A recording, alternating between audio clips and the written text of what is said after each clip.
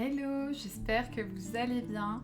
Aujourd'hui, on va parler d'un sujet qui me passionne et sur lequel je me rends compte j'ai énormément de choses à dire.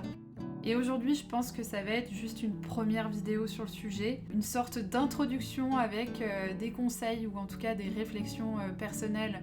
Sans plus attendre, aujourd'hui, on va parler de style de dessin. Et je sais qu'on est nombreux à être un peu obsédés par le sujet. Quand on se remet à dessiner, il peut arriver qu'on a hâte, en fait, on a genre hyper hâte de trouver notre style.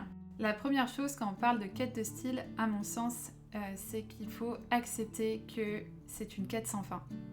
En fait, quand on se remet à dessiner ou quand on dessine assidûment, eh bien, ou qu'on crée globalement, si on parle d'autres types d'art, eh bien, on va évoluer et notre style va aussi évoluer, nos attentes vis-à-vis de notre style vont évoluer. Et finalement, c'est vraiment une quête sans fin parce que c'est comme si notre destination n'arrêtait pas soit de bouger, soit de s'éloigner parce qu'on a des attentes plus élevées. Même si c'est un peu cheesy de dire ça, on revient toujours au truc que c'est le plus important, ça va être le voyage en soi et non la destination.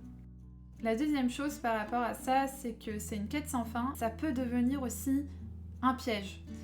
Un piège parce que une fois qu'on se dit « Ah ça y est, je pense avoir touché du bout du doigt ce que j'ai envie de dessiner et ma façon dont j'ai envie de dessiner », et bah ça va peut-être nous bloquer, ça va devenir plutôt une prison, prison dorée, parce qu'on va être moins tenté d'aller explorer d'autres choses.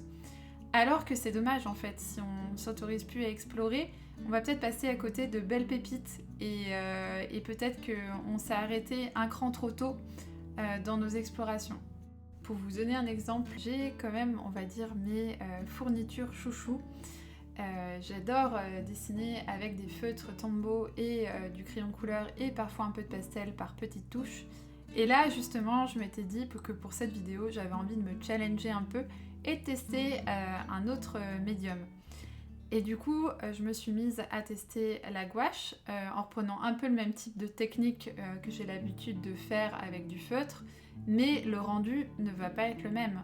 Je pensais que du coup, ça serait la cata, et finalement, je suis hyper agréablement surprise par la gouache et les effets de texture qu'on obtient avec la gouache.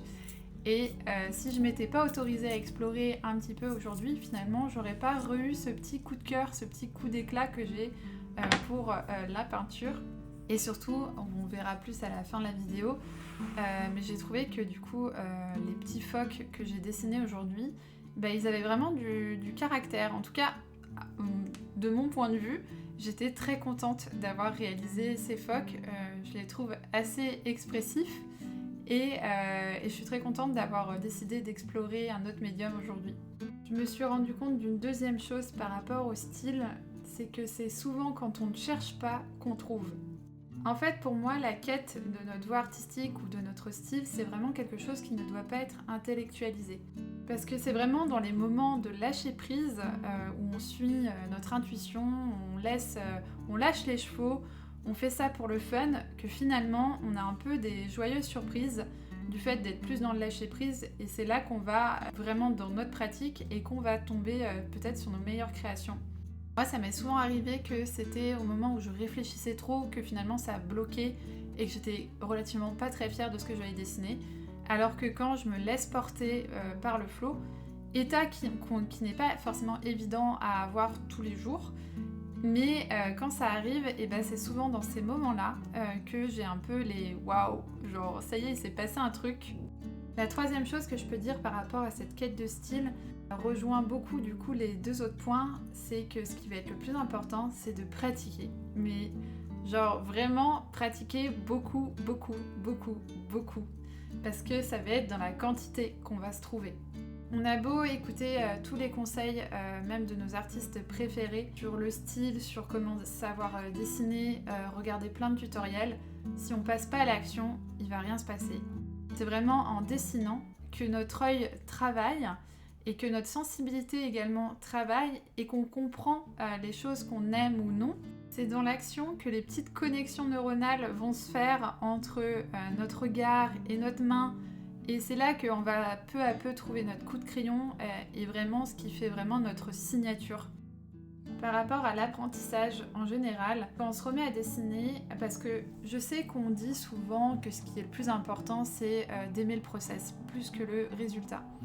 Sauf que quand on commence à apprendre quelque chose, et moi je me suis retrouvée il n'y a pas très longtemps de nouveau dans cette situation, à partir de zéro, pour apprendre un instrument, pour apprendre la guitare, et bah il y a toujours une phase pas très agréable où on se sent genre vraiment nul. Il y a zéro plaisir en fait. Et on ne peut pas en trouver du plaisir tant qu'on ne passe pas cette première étape où on commence de zéro.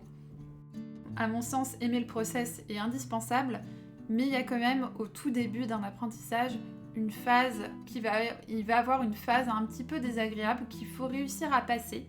Et c'est pour ça que le quatrième conseil que je pourrais dire par rapport à la quête de style, c'est que c'est très important également de trouver de la satisfaction autrement que dans le résultat. Et cela peut être même par des petites choses. Ça peut être par exemple la satisfaction d'avoir pris un moment pour soi, d'avoir été vraiment dans l'instant présent. Je sais pas pour vous, mais moi le fait de dessiner, j'ai vraiment cette sensation d'être presque en méditation en fait, parce que je suis très concentrée sur ce que je fais. Et du coup, il n'y a pas d'autre pensée et c'est une sensation hyper agréable. Peut être aussi le fait d'entendre tout simplement le bruit du crayon sur la feuille. Voilà, donc en tout cas, toutes ces petites choses-là, qui sont pas anodines, peuvent vous aider à passer cette première phase. Et je vais m'arrêter là pour aujourd'hui. Mais comme je vous le disais au tout début de cette vidéo, j'ai pas mal de choses à dire sur le sujet. J'aimerais bien en faire une deuxième vidéo avec des choses encore plus concrètes. Et puis sur ce, je vous laisse avec ces petits phoques et je vous dis à très bientôt.